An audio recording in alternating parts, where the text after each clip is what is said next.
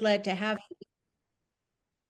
We're so glad to have you with us. And I'm going to do a quick introduction to give some background of why Joe Parisi would select you to be the next county executive and why you're going to win on April 1st. Okay. We have never had anybody running for office, by the way. We've steered clear of politics for almost 10 years as we have tried to acquaint ourselves with everybody and every community that we can learn about here in Dane County, specifically in Madison. But Melissa is a lifelong Madisonian. She graduated from Madison East High School, went to UW Madison. She was, and are you still a businesswoman? No. No. Okay. Yeah. Okay. She was a businesswoman. She has 4 sons. And let's see if I can read my own writing here. She was elected to the Dane County Board of Supervisors in 2010 and chaired the county committee overseeing oh my goodness, the gigantic county human services budget. Later, she was elected to the state assembly and eventually to the state senate, where she became the minority leader in 2022. And I will not say anything about the fact that you have to be a minority leader. So welcome this morning. We're so glad to hear from you. You can say whatever you like, but I'm hoping, as I told Aaron, that you can acquaint us with all of the people who live in Dane County in just an hour. I'll do my very best. It is lovely to be here with you all today, and I do better when it's a conversation. So I'll do this in presentation form, but don't apologize if you have a question or you want to weigh in. I don't know how you do this in the group, if you just unmute yourself and start chit-chatting or if you raise your hands, but I'll watch out for you all. Okay, watch for chats or hands. First, I'm going to start with a little overview about me. Pat, you did a great job given some highlights there. And then I'll talk a bit about county government and what it is that the county does, because I think it's one of the most quiet parts of government, one of the lost stories of government, but one of the most important forms of government that we have here at certainly local level. But the amount of services that the county provides is it's broad and deep. And then I'll talk a little bit about my priorities and what I heard from folks over the last more than a year on the campaign trail, and then wrap up with some of my North Stars, my hopes for our community. And again, encouraging you all to be part of this, that it's actually us talking with one another as if we had our coffee cups in front of us as opposed to a Zoom screen in front of us. Yep. So I was born and raised here in Madison and Dane County, and my family didn't always have a lot. My summers were not spent taking big, long vacations. We were encouraged as kids to go down to the beach and sign up for swim lessons. And on a lucky day, there might be a quarter that we could use to buy a popsicle to split in half and share with a friend or with someone from the neighborhood. And I loved growing up that way. But it was, there was some stigma associated with being a free and reduced lunch kid and not going to the mall or looking in the Spiegel catalog. Y'all remember the Spiegel catalog, the pre-Amazon, like my friends did when they were shopping for their school clothes. There would be a bag that would show up on our front porch, and they were my new to me clothes, and it was an exciting day. But I longed for the ability to go shopping and get things with tags on them in the way that my friends did. But I always knew my dreams mattered. I knew that if I worked hard, I would be able to achieve them, and that this was a community that really believed in possibility. And my fear is now that there are an awful lot of kids that don't know that their dreams even matter. They're afraid to dream because it's disappointing that you're not going to be able to reach for them. And that's a big reason why I ultimately ran for office. I'm an off the charts introvert. So people will say to me, how is it that you have run for office for all these years if you are actually an introvert? But I will let you know, I am really, really an introvert, and oftentimes the hardest door for me to walk through every day is my own door as I leave to go do my work in the community. And it was that way with campaigning as well. So the very first time that I ran for elected office, and I had served on, my kids' preschool board of directors and PTOs and friends of groups in my neighborhood, and part of a dog rescue organization that covered the whole Midwest. But my two older boys, and I have my kids' handprints on the wall behind me. If you're wondering what those are, those were taken about 14 years ago or 12 years ago when I was first elected to the Capitol building. And they are a reminder of why I do the work that I do. My kids they're flanking me when I'm in this office and doing that tough work. My two older boys, Devin and Bailey, came home from school one day and they were in elementary school. And I had a toddler. I had a small child and had just found out that I was pregnant with my fourth son. And it wasn't a planned pregnancy. It was a reminder to me that birth control matters, even at the age of 40. And I think that I had shared with my husband I was pregnant, but it wasn't even something that we had like really shared with the kids or with the community. So, managing the kids, working in my family small business, and my kids came home from school and they were belly aching about needing to do some community service. They're darn teachers. And I don't know, maybe some of you are retired teachers or people that have touched our school system. We're forcing my kids to go out and do some community service. And if every kid in the school did an hour's worth of community service, they were all going to be able to go to the park down the street. And the teachers were going to get their grills out and bring coolers with popsicles. There's going to be this big reward. And my kids said, Mom, you already drag us around and make us do all this stuff. Why would we have to do more? Could you just call our teacher and tell her we don't need to do this? And I said, you need to listen to your community. They want you to do this. Isn't your mom who's telling you to do this. And they realized pretty quickly they were not going to win that argument and went out that day and did their community service right on our street, reaching out to people in the neighborhood. Asking what they could do to help out, whether it was raking leaves or picking up walnuts in the lady's yard next door. They had a big walnut tree. Well, at the same time this was happening, my county board supervisor, whose name was Dorothy Wheeler, she was my 7th grade teacher when I was growing up. And we were reunited when I realized that she was our county board supervisor. She decided she was going to really retire and was asking me to consider running for the county board. And I was already doing all of these things that I shared with you, had these little kids, and also being an introvert. And I was saying no to her and to many other people in the community. But that conversation with my kids was one of those where I felt all the blood drain out of my face and my arms and my legs. I'm sure there have been times in your life when you've had that feeling. And I was like, oh boy, my kids are teaching me an important lesson. My message to them, your community is asking you to do something. You need to be okay with being uncomfortable and standing up. You may not want to do it, but this is something you need to do, was actually a message for myself. And I decided at that point in time that I would run for the county board. And I wasn't exactly even sure what a county board did, right? I grew up in this community and I had learned about government and understood government. But frankly, I thought, I lived in the city, so I had alders, and it was the county board that took care of the people that weren't in the city. So it was a learning experience, an example that we all can learn more every single day. And I started knocking on doors on the north side of Madison and building my campaign. And it started before Tristan was born. He's 15 years old now. And he was born at the end of November, and my campaign kicked off in earnest with signatures and door knocking, asking for votes in December. So Tristan was about 2 weeks old, strapped to me in a front carrier, and I couldn't get a coat zipped up over us. So I went out and bought a cape. And we knocked on nearly 10,000 doors on the north side of Madison. And I met everyday heroes. I met people who had done amazing things, and I met people who were really struggling and were willing to share with me the successes and the failures of being in this community and their dreams.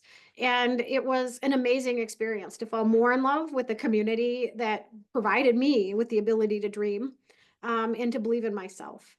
And I was thrilled to be able to win that election for the county board. It was a contested race when Dorothy retired. There were two of us running, and I was being attacked as a young mom that I would not have enough time to serve my community, and young women and moms should not run for office, right? You would think that this was a million years ago, but this was 15 years ago that I was hearing this on the north side of Madison in our very progressive community.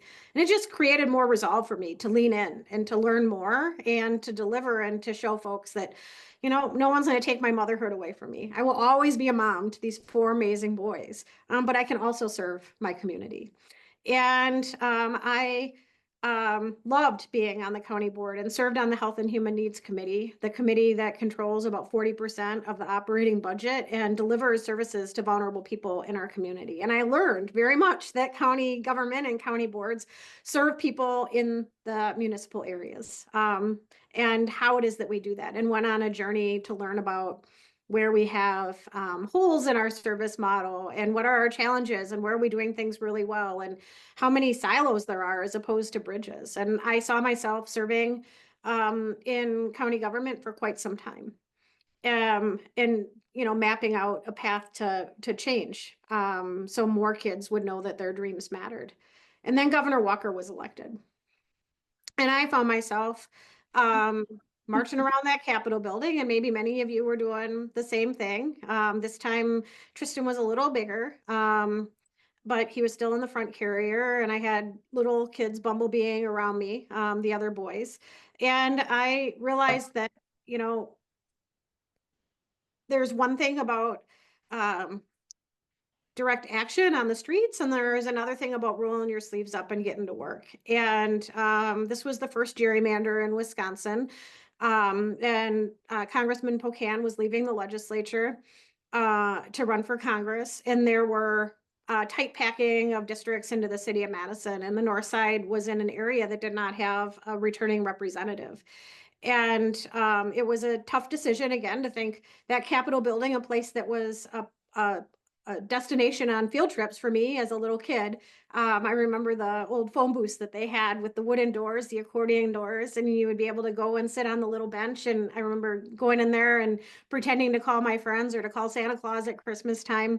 I imagine that Capitol building is a beautiful castle. And now here I was, as a grown adult and a mom who believed in the promise of government and the will of the people, being a place that I was considering to work. And it was a day when here we are again with my kids. My two older boys came home from school one day after they were sent back to school when the teachers were not going in. They had a number of days where the teachers did not go to school. And the kids said, Mom, we haven't had the opportunity to go to the Capitol because we had to go back to school. We would like to go and hold a sign. We haven't held signs, and we know people are still doing that, and we care. And I said, okay, we've got an awful lot of work to do, groceries and house cleaning, and your rooms are a disaster. But if you want to make a sign, we'll go up there for a half hour, and then we'll get on with our day. And my two older boys, who were really good at beating the tar out of one another, actually got tape and paper and Crayola markers and made a sign that said "Solidarity Forever" in my kitchen. And we went to the Capitol in March of 2011, and they held that sign, and I was arrested. I was cited for the fact that I wasn't making my kids take that sign down. And the reason why I didn't make my kids take the sign down is because when the police officer asked them to, they engaged in a conversation, and they were like 8 and 10 at this time, asking how it is that the state could create a rule that was overriding the First Amendment, their right to free speech. And when my elementary school children started being confident and kind to this police officer, but sticking up for our Constitution and really the way government should be working and how that Capitol building was designed, I couldn't take that sign down. And I told the police and my boys that I was comfortable being taken down to the Capitol Police Station. And that it was what really was the tipping point that I was going to run for the legislature. I promise I'm going to speed up, but this is all, part of how it is that I got here. So I then left the county government and served in the legislature in the assembly for 8 years. And then in the Senate for one term for 4 years after the amazing Mark Miller retired. My caucus unanimously elected me to be the minority leader. I had a path towards the majority. We had the redistricting lawsuit and the Republicans coming to terms with the fact that we were going to sign a bill into the law to address this. I saw a real path for pragmatism to come back to the Capitol. And I was excited about the team that I was building. And Joe, at the same time, was making a very personal decision to retire early. And I felt like I was that little girl who looked forward to the field trips in the Capitol, standing at a crossroads. Do I continue leading into the legislature and build to become the majority leader? Because I believe that is going to happen in the next 2 years here in Wisconsin. And I was excited to be part of that team. Or do I go back to the grittiness of local government and run for county executive? And I very much believe I made the right decision. I love being here. I certainly miss the work in the Capitol building, but being the executive leader for our county, especially right now with what it is that we are facing, with what's before us, I believe is even more important than it ever has been in our history. So here I am, leading this amazing community. County government has roughly 3,000 direct employees. We are a county, the only county in Wisconsin that has amazing projected growth. The other counties are looking like their population is decreasing. We have a wonderful quality of life. We have diverse communities that people are able to live, work, and play in. And we have a number of contracts with roughly 400 service agencies that help us, that we partner with to continue providing that quality of life for people in our community. So I'm going to take a minute to have a sip of coffee and see. I felt like someone may have had their arm up, but maybe it was stretching before Actually, I we was move having my into the. fingers crossed. I was having my fingers crossed Okay. that that you would become majority leader, that we would be able to take over in the next couple of years. So And I believe Senator Hesselbein is doing a great job in the role right now in the Capitol building. good. That's a good endorsement. Yeah. All right. So let's talk about a little bit about county government and what it is that the county does and my priorities. So the county really does everything from A to Z. We're like a security blanket, a safety net for folks that are in our community. And the reason why I say A to Z, it's from the airport to the zoo and everything in between. It's kind of a fun way to think about things. We are an agency of and for, created by the state of Wisconsin to enforce state and county laws and to protect public safety, livelihood, welfare, and prosperity of the people within our community. So I'm the executive branch. We have the legislative branch, which is made up of 37 county board supervisors. And then we have the judicial branch, which houses our district attorney and our judges and our court system. We have a number of constitutionally elected officers besides myself here in the county. We have the sheriff, the district attorney, the 17 judges, our treasurer, our register of deeds, our clerk of courts, our county clerk, and I feel like I'm probably missing someone on that list, but it's an amazing crew of people, and a lovely opportunity to partner with these people that really have very specific issues that they work on. As the county executive, our office is really the umbrella and oversees the budget and the vision for the county as we continue to move forward. The county executive's term is typically a 4-year term. County Executive Parisi did leave early. So I am currently that 1 year of job interview. The first campaign was to just hold out the rest of his term from November until April. And the April election, I am on the ballot. I'm running for reelection. There is opposition out there. I'm working hard and feel good about where it is that I am.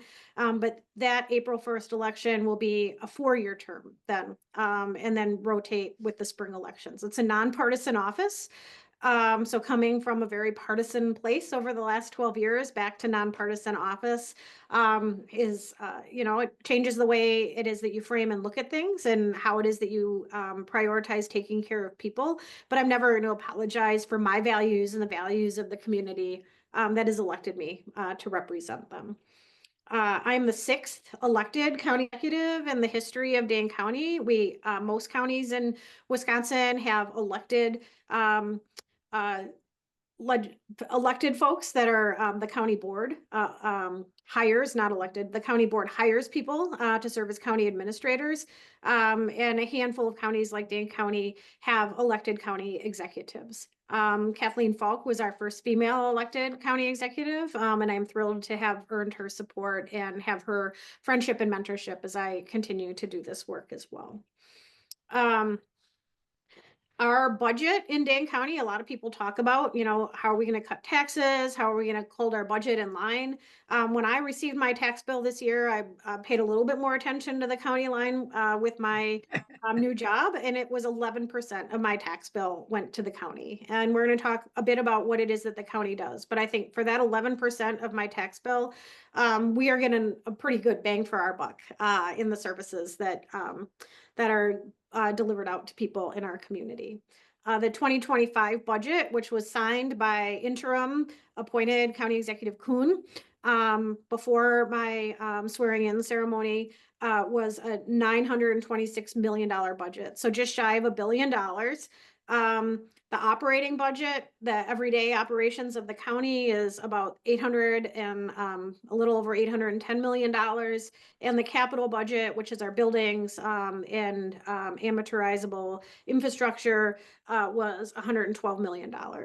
There is a decrease in our capital budget expenditures from previous years. A big part of it because of the jail project being authorized previously.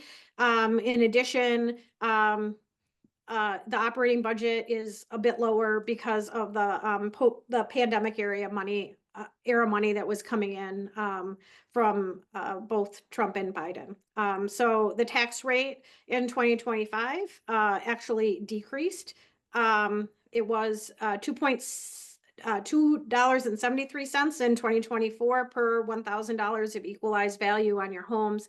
And in 2025, it's $2.57. So the county does very much pride itself on its AAA bond rating and its frugality with how it is that we spend our money, our thoughtfulness, but also the high quality of services and the operational excellence that we prioritize internally.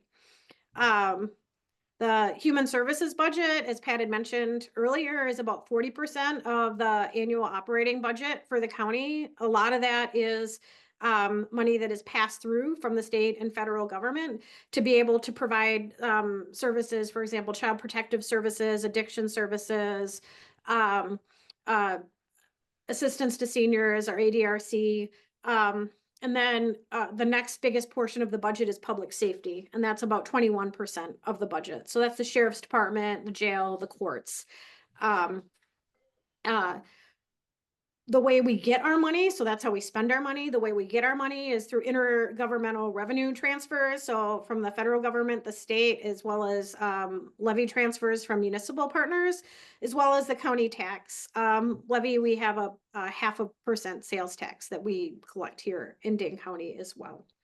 So as you can imagine, under the Trump administration and with the announcement yesterday, with the spending freezes, we are looking very closely at how that is going to impact our ability to continue funding our priority services, our mandated services. It looks like they may have gotten a little bit ahead of their skis in their first memo and have issued a couple memos out. We saw a judge issue a stay until February 3rd to provide for some clarity there. But it is chaotic. It is a really hard time. There are a lot of people that are reaching out that are afraid. I'm afraid. I'm not going to hide that. But I also know that those nearly 3,000 county employees and the 400 agencies that we partner with and the close to 600,000 people that live here in Dane County are resolved to take care of one another. We are a very compassionate community, and it's going to be hard, but we're going to be able to continue to move forward because of the strong foundation of trust and belief in one another that we have here in our community. So that is my overview on county government, and I'm going to move in next to my priorities, things that I heard from folks like you over the last year. But I want to take a minute and see if anyone has questions about how it is that the county works, and any budget questions on that portion of my presentation. I see one hand. Yes, hi. Thank you very much for your talk. Relating back to what the federal government is doing, I'm wondering what's happening in the county regarding undocumented people. Has there been any roundup here in Dane County? And what your agencies, the sheriff department, et cetera, what they're going to do? Are they going to cooperate with the federal government? Are we going to stand our ground and say, no, these are our people? I'm curious what your thoughts on that. Yeah, those are very, very fair questions. So one of the very first things that I did after being elected was pull together a team of the high level managers and most impacted departments here within the county to plan for the transition and the chaos of the Trump administration, right? Like they were being very clear that it was going to be chaotic. And they did say on the front end that they were going to come after undocumented people within our communities. So these were the priorities of bringing this group together. We spent countless hours navigating this and preparing the best that we can. The county's mission at all levels, whether it's our courts, our jails, human services, immigration, enforcement is not our job. And I think you probably have heard in the same way that I did that the president and his administration has said that if there are local officials that are going to stand in the way of them doing their job, that they're going to round us up too, which is a little terrifying when my kids hear that and I come home and they're like, hey, mom, are you going to be here tomorrow? We're going to do our best to continue being home for you guys. But I have a real job to do here.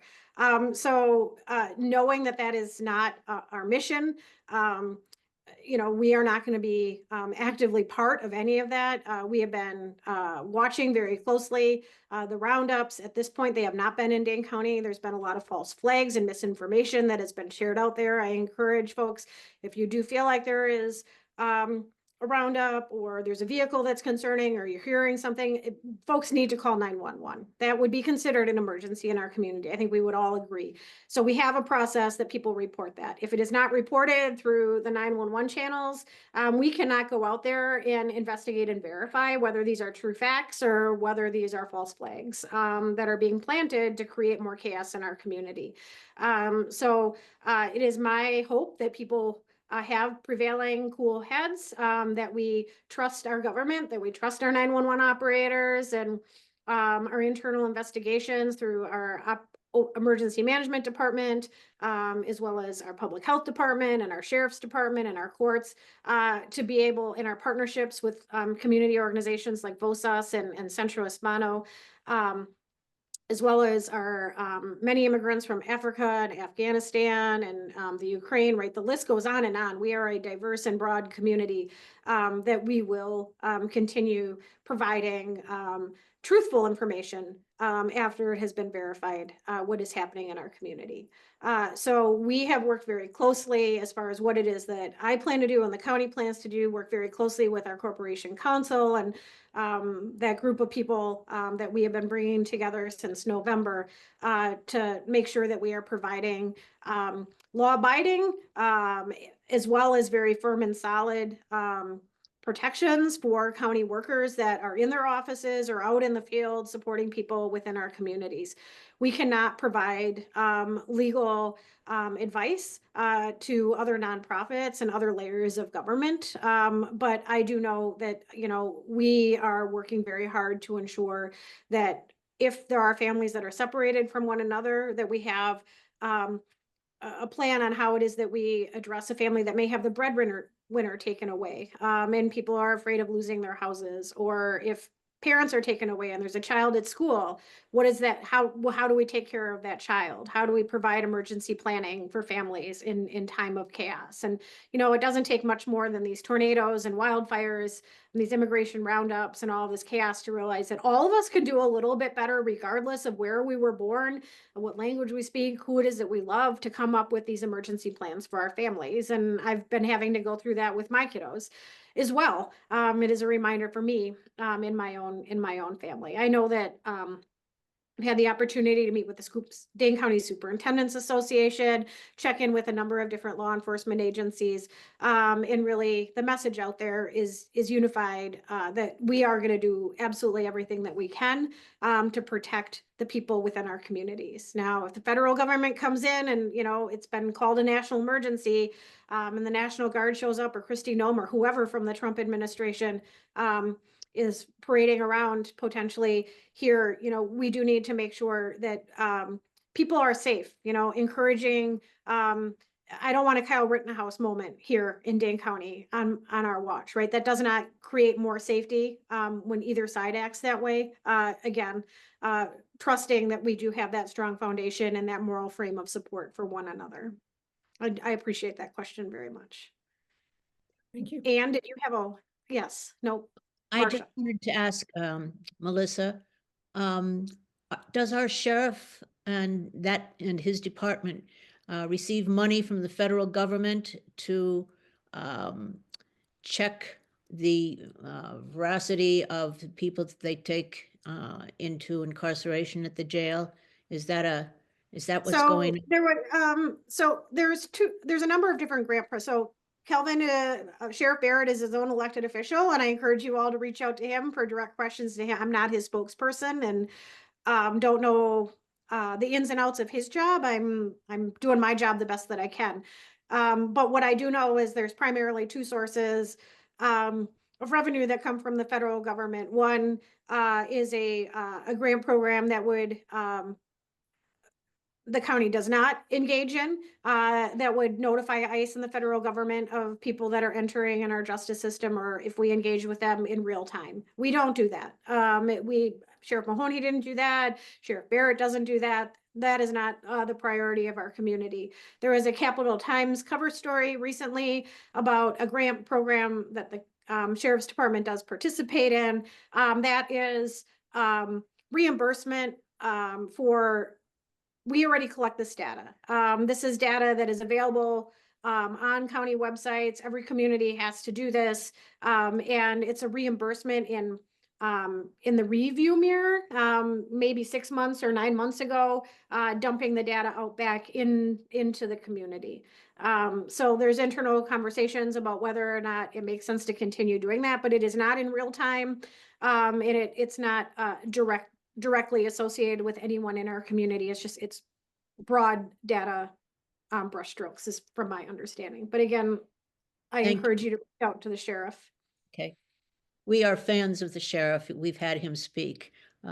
Yeah, good guy. Marcia.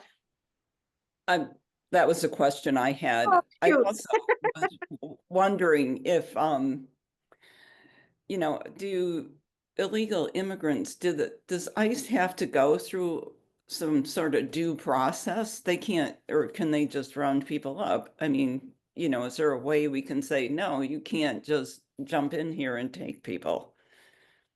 So in 2018, as you all may remember, ICE did come into Dane County, and there were a handful of people that were removed and families that were thrown into chaos.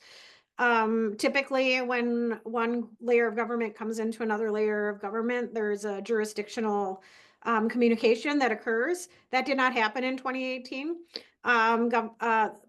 The current president has also issued an executive order, which expands and broadens his ability.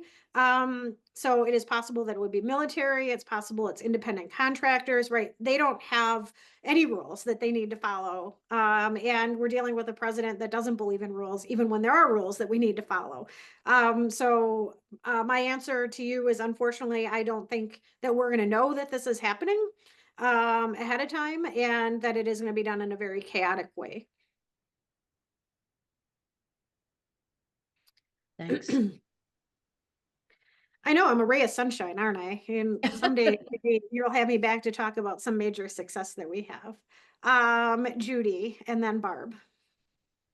Hi, so what it sounds like, is it really illegal for these federal entities working under Trump, or private contractors, or wherever they're going to be? Is it really legal for them to come in and do this without contacting Dane County or the other municipalities? Is it legal for them to do that? I mean, if there's rules and laws, there is, but if it's just something that's already been, like, they've been doing it maybe historically as a courtesy in the past, but now there's not going to be any of that.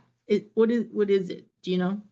Well, it's chaos is what it is. I mean, what they have found are loopholes and ways to, whether it's legal or not. Mhm. And I think a lot of the actions that the Trump administration are taking are being put back into the courts, the birthright, for example. Right.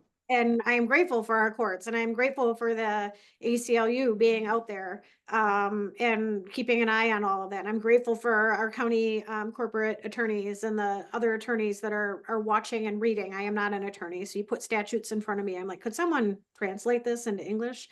I am one of those folks. So they don't have to, there really are no rules based on the fact that there is a national emergency that has been declared. Okay. Barb. You're on mute. Satisfied here. Thank you. I'm going to back up a little bit and excuse me, but I think when you were talking about priorities, the second one was safety. What was the first one? I'm sorry, I missed that. Oh, so those are not the priorities. That's the mission of the Okay. county. I have not Okay. gotten to my priorities yet.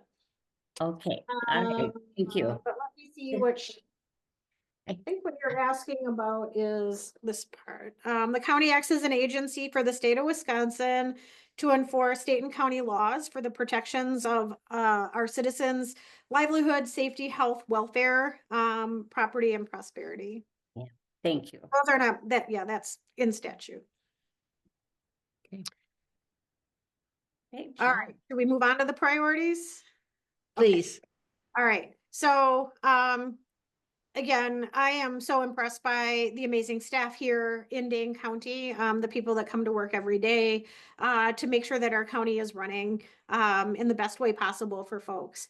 And those folks have come together and over the years identified a number of different problems that are in need of solutions, whether it's protecting our natural environment and our natural spaces, whether it's being innovative and how it is that we engage with young people in our communities, whether it's creating dementia-friendly spaces for folks, investing and preparing for the success of developmentally disabled and physically disabled children and young adults within our communities. And some of these have allowed us to be national leaders and statewide leaders. Some of these have actually gone into the hands of the state. So family care took away the work that the county does when it comes to developmentally disabled and physically disabled folks because we did such a good job and we wanted to make sure that we were providing more support for people in our communities. So innovation at the county level is something that's really important to me. And I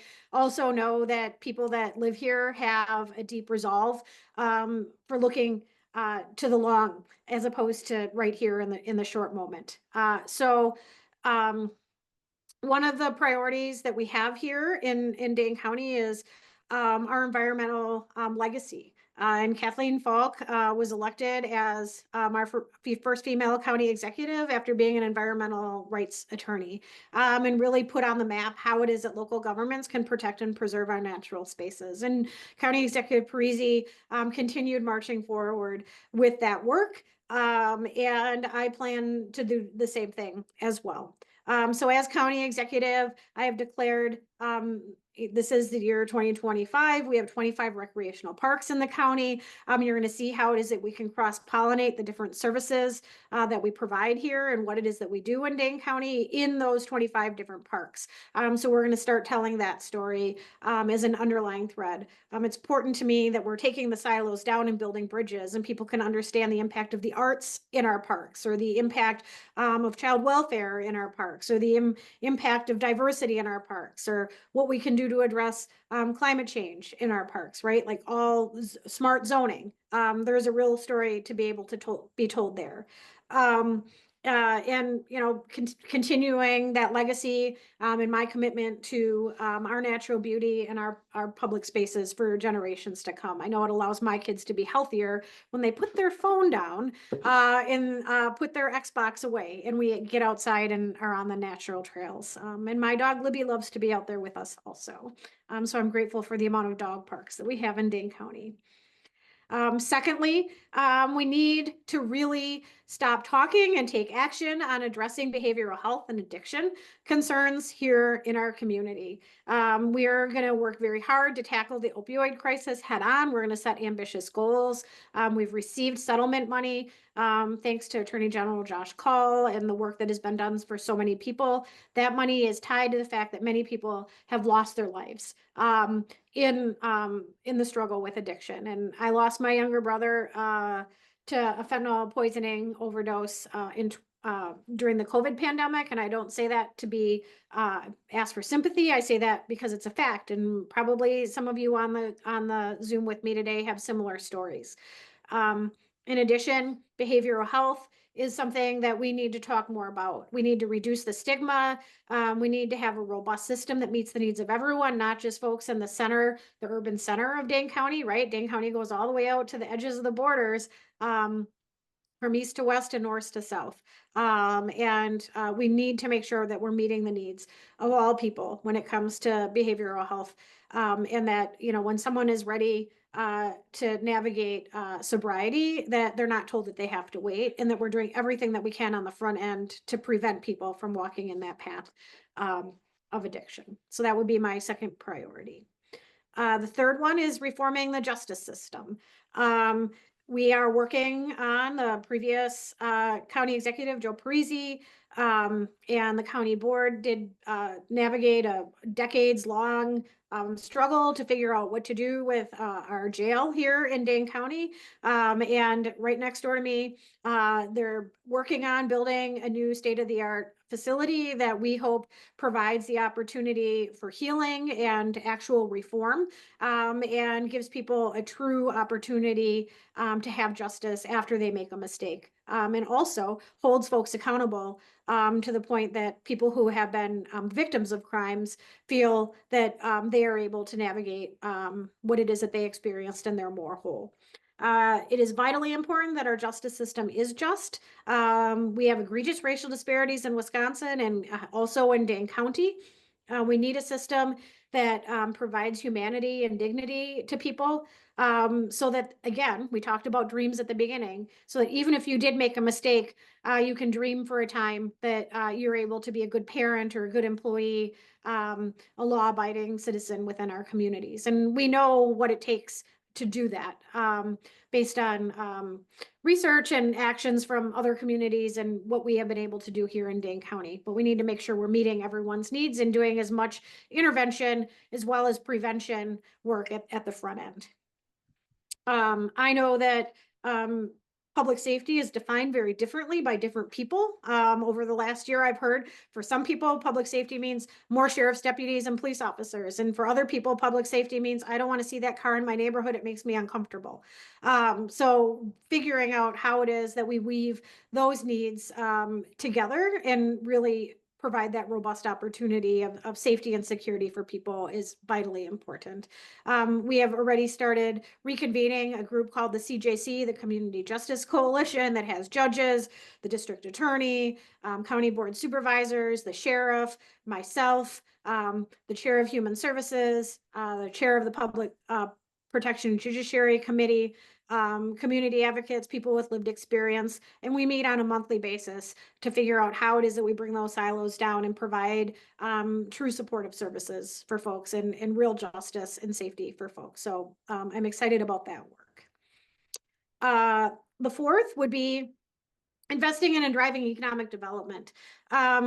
We know that in Dane County, amazing things have happened, right? The home of American Family Insurance and Epic and the Pleasant Company and Exact Sciences, Promega, the list goes on and on. And that's the big businesses and our small entrepreneurial businesses that sustain families and small businesses that hire friends and neighbors, that pay living wages and really value the community way of living that we have in Dane County are vital to our success as we move forward. And ensuring that our local businesses and entrepreneurs have what it is that they need in order to flourish and grow is vitally important to me. In addition, focusing on tourism and tourism growth, because those are dollars that are coming in. The county does receive 0.5% sales tax on dollars that are spent here. So if folks want to visit us and spend their money on gas and food and restaurants and hotels and other recreation, I think that is wonderful as well. I am prioritizing redevelopment at the Alliant Energy Center. I think that it can be a vibrant hub for our economy and a place where people want to go and spend time, as well as elevating and investing in the work that is being done at the airport to get people from here to there. Businesses want to be in a community that has access to get to other communities and able to do that business, as well as that recreational travel. So more direct flights, more partnerships with businesses will allow us to try and bring the fares down so that people aren't tempted to drive to Milwaukee or Chicago to take flights. And then my last priority is really honoring our agricultural heritage as we prepare for that immense growth that I had mentioned earlier. There are some folks out there saying that we're at 600,000 people by 2050. We'll be at about 900,000 or more people here in Dane County. That's an awful lot of growth as we're already struggling with housing access and affordability within our community. At the same time, people are here in Madison and in the urban center because they know in 10, 15 minutes they can get in their car and they can be out in our amazing natural spaces and breathe that fresh air and move their legs around and maybe scream up to the stars if you need to let some of that angst out. So how is it that we grow that honors our century farms and we still have that diversity of cities, towns, and villages here in our community? And that's going to take a lot of building of relationships with folks in our towns, in our rural communities, because they have for a long time felt really unheard by county government. And I've been enjoying my conversations and work with folks at that level. So those are the real 5 priorities, and they are intertwined, right? Housing access, wages, accessibility to childcare, how we get from here to there, how do we get to reducing our carbon loads. That all ties together with those 5 priorities. I know that really it's the Dane County way where we lean in, we identify what it is that we do well, we identify the direction that we want to move in, and we move forward with pragmatism, with promise of collaboration, and the realization that any elected official at any level should know that the people they're representing are their bosses. So 600,000 bosses. And my 4 boys think they're my biggest bosses. But I'm never going to make everyone happy with every decision. But my hope is that people see me as fair and thoughtful and pragmatic, and that I'm moving this big, huge ship in the right direction for not only today, but for our future, so that our kids and our grandchildren decide to keep their roots here in our community. So I've had the opportunity already during this time. Not only did we navigate the Abundant Life tragedy in our community about 4 weeks in, that was real eye opener to what it is that the county provides, from the 911 operator that took the first call, or the sheriff's deputy that was the first responder, the medical examiner's office and investigators that were there, the district attorney's office and the sensitive crimes staff that are navigating the victims of that crime, child protective services, human services with behavioral health. This has touched nearly every corner of people here that work for the county. And it is amazing to see how it is that people have come together to have the backs of the people that were most impacted with that. Yes, Pat. Melissa, I think that the Abundant Life situation was an eye-opener for many of us to see just how many different kinds of government had to be involved in that. But it brought, I think everybody thought, well, it'll never happen here. It happened here. What are we doing in the county, and can the county do anything about gun control? So I've been on the front lines of gun reform policy for my whole time in the legislature. I was the lead author of the most comprehensive bills, whether it's the red flag bills or background checks, waiting periods, self-exclusion legislation. There's clearly a lot we can do, but there are preemptions at the state level that prevent us at the county from implementing any of that work. Our social we have invested a number of dollars to supplement work that's being done in our schools. This is a community conversation that we need to have, but really we need to be leaning on our federal and state delegations to make the biggest change, or to open the doors for us to invest in change here. Thank you. Thanks. Good answer. I have another question. Some of us do various types of volunteer work or are involved in things in the community. And something that always comes up as a frustration is the lack of, it's the silo problem.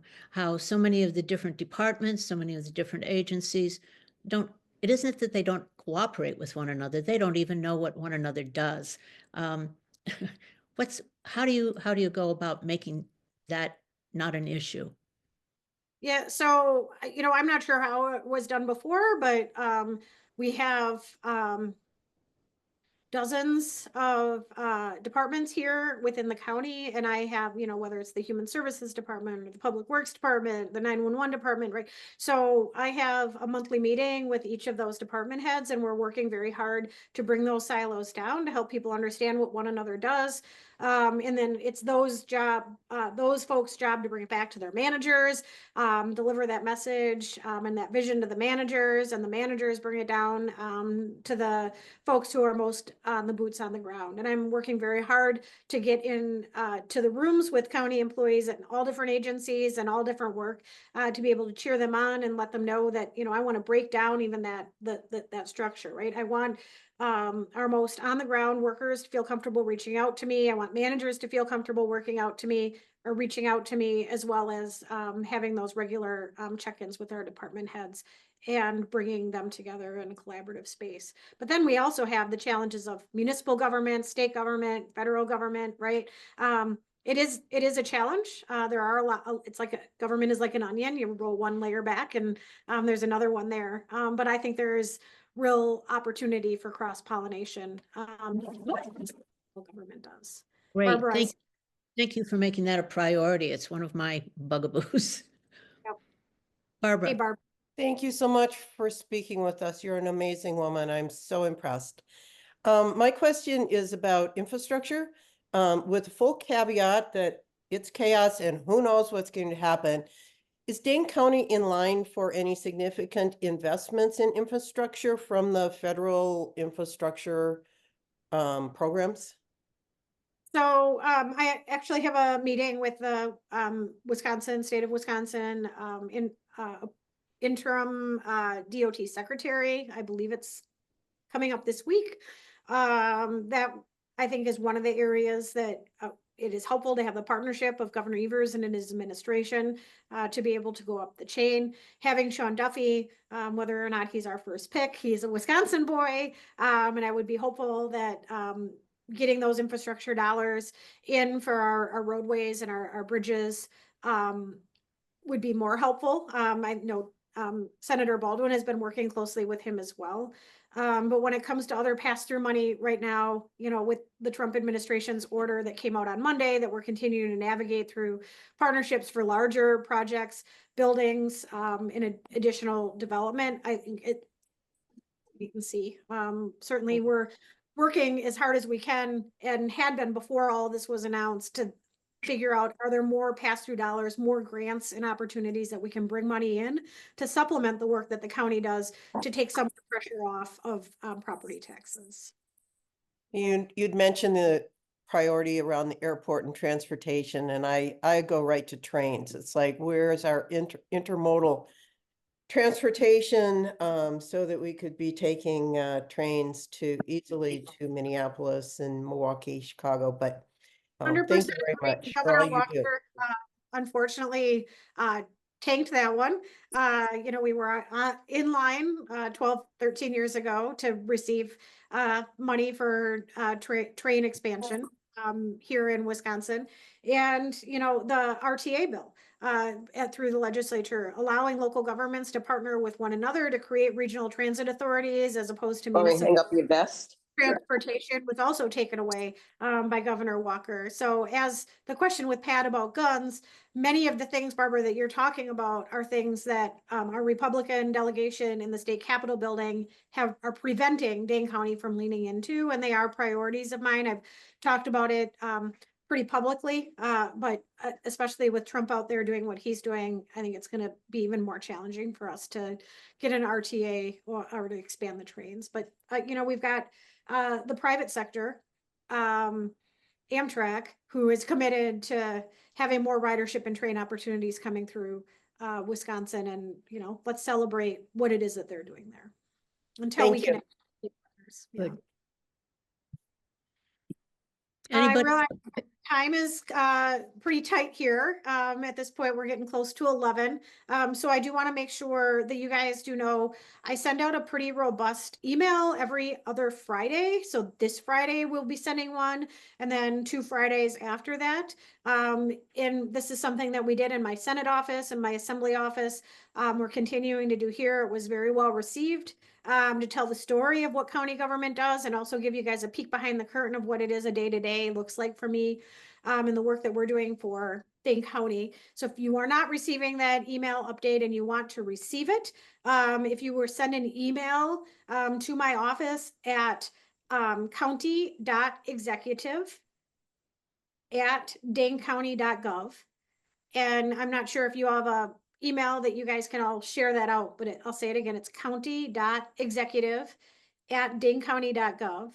If you send an email to that address, simply with the word subscribe in the subject line, we'll take your email and we'll add you to that e-news list. And it may take a week or two to get your email integrated into the distribution, but people have told me over and over again, they're not exactly sure what the county does. And I want to be able to highlight the amazing work that the county does. So that's a big purpose there. And, there are lots of boards, commissions, and groups that the county runs. And if any of you have ever thought about serving, or if you have served, thank you for doing that. If you're curious about what it would be like to be on a board, committee, or commission for the county, there are vacancies listed on the county's website, and would love for people to sign up, raise their hand, to be part of that process, because democracy only works when we are involved and we lean in. I think democracy is a verb and not a noun. It's something that we do. We also are active on Facebook, for those of you that have Facebook, and on Instagram as well. Melissa, this has been an hour of education. I am one certainly who has wondered what our county government does, what its responsibilities are. I think that you have outlined it and made it very clear. And I thank you for that. As a matter of fact, I practically had tears in my eyes in the early part of your presentation about the promise of government. In these days, the promise of local government to safeguard and keep America as it should be is key. So thank you so much. I think that you energized all of us in a lot of ways, and certainly you educated me. So thanks so much for being with us. I appreciate it. Absolutely. you. Absolutely. Thank you. Thanks for the invitation. And Marcia, I don't know if that was a question you wanted to ask real quick as we're wrapping up. Yep. Okay. Good. Wonderful. Well, continue believing in the possibility. Don't lose your dreams. I'm not asking people how they are right now. I'm asking people, what are you doing for yourself right now? So think about ways on how it is that you can see your friends and neighbors. And if there's someone in your life that you haven't heard from in a bit, maybe take some time to reach out to them and see if they're doing okay. And, continue providing that opportunity to believe in the good, because right now there's an awful lot to be afraid of, but we need to continue believing in the good. We've been through hard times, and there will be more hard times coming. And, the promise of democracy in our nation is never complete. So even if Kamala Harris had been elected president, we would have had a lot of work to do. We have a different type of a lot of work to do under this administration. And I am so grateful to be able to lead this community and this county and to have been able to share this hour with all of you. Thank you. Thank you so much. Thank you, Melissa. Thank you. Thank you.